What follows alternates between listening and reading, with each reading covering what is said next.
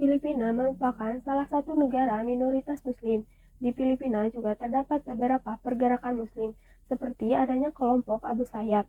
Kelompok ini memiliki tujuan yaitu ingin menjadikan daerah Filipina Selatan sebagai sebuah negara merdeka dengan berlandaskan hukum Islam atau ingin mendirikan negara Islam. Tapi Abu Sayyaf ini sebuah kelompok separatis militer yang berbasis Islam. Pergerakan Abu Sayyaf ini cenderung mengarah pada tindakan radikal seperti menggunakan kekerasan dalam setiap aksinya, penculikan, pengeboman, eksekusi terhadap sandera lainnya. Bahkan, banyak pengamat organisasi mengatakan bahwa kelompok Abu Sayyaf ini dikategorikan sebagai kelompok terorisme karena perjuangannya berideologi Islam garis keras. Abu Sayyaf ini telah memiliki hubungan dengan organisasi terorisme lainnya, seperti Jemaah Islamiyah dan Al-Qaeda.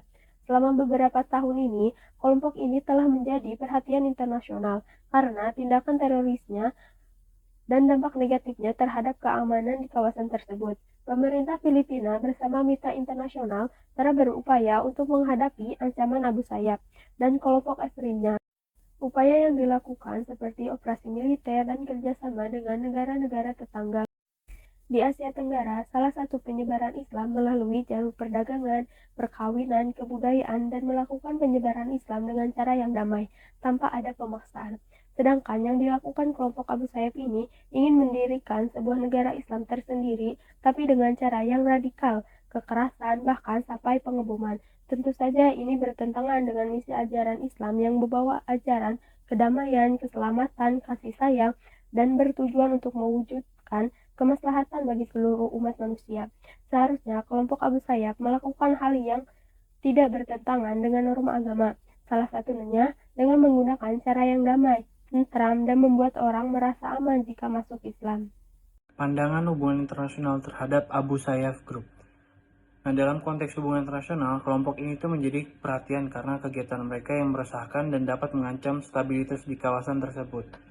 Nah, salah satu teori yang dapat digunakan untuk menganalisis pandangan HI terhadap kelompok Abu Sayyaf Group ini adalah teori konstruktivisme.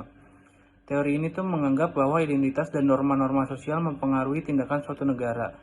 Dalam konteks ini, negara-negara di kawasan dapat bekerja sama untuk mengatasi masalah Abu Sayyaf Group dengan membangun identitas bersama dan norma-norma sosial yang menghargai keamanan dan stabilitas di kawasan tersebut. Dalam konteks solusi pemecahan masalah Abu Sayyaf Group, kerjasama antar negara dan organisasi internasional seperti ASEAN dapat meningkatkan kerjasama melawan terorisme internasional dan semua bentuk yang mengganggu keamanan kawasan. Dan selain itu, kerjasama keamanan trilateral antara Indonesia, Malaysia, dan Filipina di Laut Sulu, Sulawesi dapat menjadi solusi yang efektif dalam menangani masalah Abu Sayyaf Group. Peran negara internasional seperti Amerika Serikat dalam memberantas Abu Sayyaf Group di Pulau Basilan juga dapat menjadi solusi yang efektif. Mahkamah Konstitusi Indonesia juga dapat mempertimbangkan perkembangan hukum internasional dalam menentukan konstitusionalitas atau inkonstitusionalitas suatu perkara yang menjadi kewenangannya. Dalam konteks hubungan internasional, solusi pemecahan masalah Abu Sayyaf Group dapat dilakukan melalui peran negara internasional atau organisasi internasional. Beberapa upaya yang dapat dilakukan untuk mengatasi kelompok Abu Sayyaf meliputi yang pertama itu penyelesaian konflik dalam negeri Filipina. Yang kedua, pembebasan anak buah kapal Indonesia yang disandra oleh Abu Sayyaf.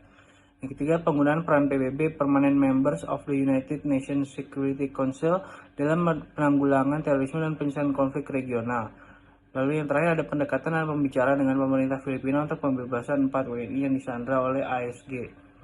Nah, solusi pemecahan masalah Abu Sayyaf Group dengan menggunakan peran negara internasional atau organisasi internasional efektif karena dapat memberikan kerjasama dan koordinasi yang lebih baik dalam penanggulangan terorisme dan penyelesaian konflik regional. Namun penting untuk diperhatikan bahwa terjadi perbedaan dalam peran dan tanggung jawab negara-negara tetangga dalam menangani kelompok teroris seperti Abu Sayyaf Group. Oleh karena itu, kerjasama dan koordinasi antara negara-negara tetangga dan organisasi internasional sangat penting untuk mencapai solusi pemecahan masalah yang efektif dan berkelanjutan. Selanjutnya, kelompok kami mengambil teori keamanan nasional, di mana teori ini memiliki dua konsep, yaitu deterrence, penangkalan, dan juga defense, pertahanan. Dalam upaya penangkalan kelompok terorisme, pemerintah Filipina sudah banyak menawarkan solusi dialog perdamaian, tetapi kelompok Abu Sayyaf tidak menerima cara-cara damai dan lebih memilih perang. pemerintah juga telah memiliki struktur organisasi, peraturan perundang-undangan, dan juga kelembagaan mengenai pemberantasan terorisme yang menjadi kebijakan nasional Filipina, yang juga berfokus pada ancaman terorisme, terutama yang disebut pemerintah sebagai kelompok terorisme terbesar di Filipina, yaitu Abu Sayyaf Group. Adapun 3 arahan besar untuk mengatasi terorisme. Yang pertama, security countermeasure untuk melindungi target-target potensial yang membutuhkan peran dari intelijen. Yang kedua, menjalankan law enforcement untuk mengatasi terorisme. Dan yang terakhir, mencegah rekrutmen warga negara Filipina yang menjadi anggota kelompok teroris dengan memperhatikan kebutuhan sosial ekonomi masyarakat yang dianggap rentan. Selanjutnya, dalam upaya pertahanan, pemerintah telah mengeluarkan kemitraan bersama antara kepolisian dan juga militer dalam menjalankan berbagai operasi keamanan internal. Strategi yang digunakan oleh militer adalah strategi pertempuran yang menerapkan strategi dengan mengisolasi kelompok teroris dengan menggunakan kekuatan militer untuk menghancurkan kelompok teroris. Sedangkan kepolisian lebih menekankan anti-terorisme atau tindakan defensif terhadap teroris. Sistem pertahanan yang diadopsi oleh polisi Filipina adalah pertahanan 3 lapis dengan memperkuat intelijen, mengamankan target kerentanan dan memperkuat respons, serta pemulihan pasca serangan. Dalam segala upaya dalam negeri ini, pemerintah masih berada dalam tantangan, yaitu di mana pemerintah masih kekurangan sumber daya manusia yang cukup untuk ikut menangani masalah terorisme, sehingga membuat operasi teror kelompok Abu Sayyaf itu masih terus berjalan. Adapun masyarakat Filipina yang berpikir kalau kelompok Abu Sayyaf ini sangat meresahkan dan juga tindakannya yang selalu melibatkan kekerasan, pengeboman, penculikan, penyanderaan, dan lainnya sangat mengancam keamanan manusia mereka dan juga stabilitas wilayah. Sehingga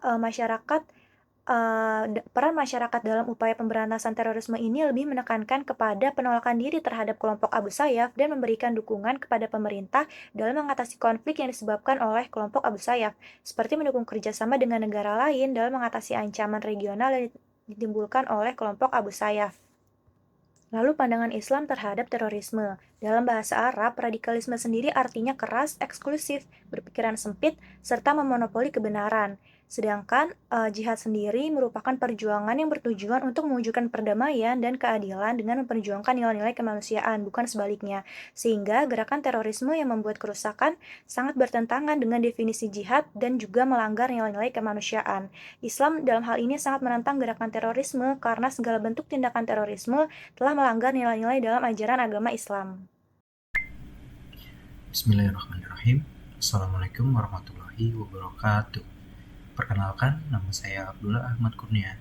Pada materi kali ini saya akan menjelaskan kesimpulan dari kelompok Abu Sayyaf Group. Dari fenomena tersebut dapat disimpulkan bahwasanya masuknya Islam di Filipina ini sering dikaitkan melalui jalur perdagangan.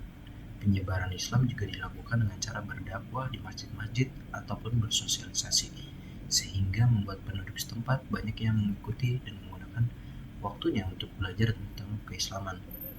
Dalam pembahasan mata kuliah Islam Asia Tenggara, Islam menyebar dari jalur perdagangan, perkawinan, kebudayaan, dan dengan cara yang damai tanpa ada pemaksaan. Kelompok Abu Sayyaf ini menyebarkan Islam dengan cara yang sebaliknya.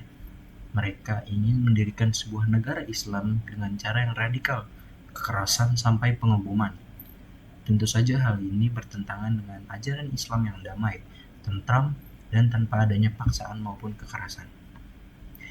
Dalam konteks solusi pemecahan masalah Abu Sayyaf Group, kerjasama antar negara dan organisasi internasional seperti ASEAN dapat meningkatkan kerjasama melawan terorisme internasional dan semua bentuk yang mengganggu keamanan kawasan.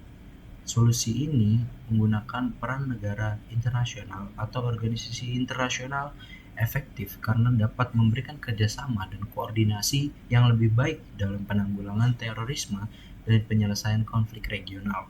Namun, penting untuk diperhatikan bahwasanya terjadi perbedaan dalam peran dan tanggung jawab negara-negara tetangga dalam menangani kelompok teroris seperti Abu Sayyaf Group. Oleh karena itu, kerjasama dan koordinasi antara negara-negara tetangga dan organisasi internasional sangat penting untuk mencapai solusi pemecahan masalah yang efektif dan berkelanjutan.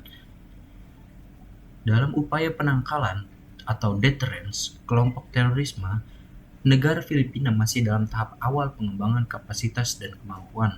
Segala struktur organisasi mengenai pemberantasan terorisme belum bisa maksimal karena Filipina masih belum memiliki sumber daya manusia yang cukup untuk berpartisipasi dalam penanganan masalah. Adapun peran masyarakat dalam upaya penanganan terorisme yang lebih menekankan kepada penolakan diri terhadap Abu Sayyaf Group dan memberikan dukungan kepada pemerintah dalam mengatasi konflik yang disebabkan oleh Abu Sayyaf Group. Agama Islam juga menentang terorisme karena membuat kerusakan dan sangat bertentangan dengan definisi jihad dan justru melanggar nilai-nilai kemanusiaan. Islam sangat menentang gerakan terorisme dan segala bentuk tindakan terorisme karena melanggar nilai-nilai dalam ajaran agama Islam.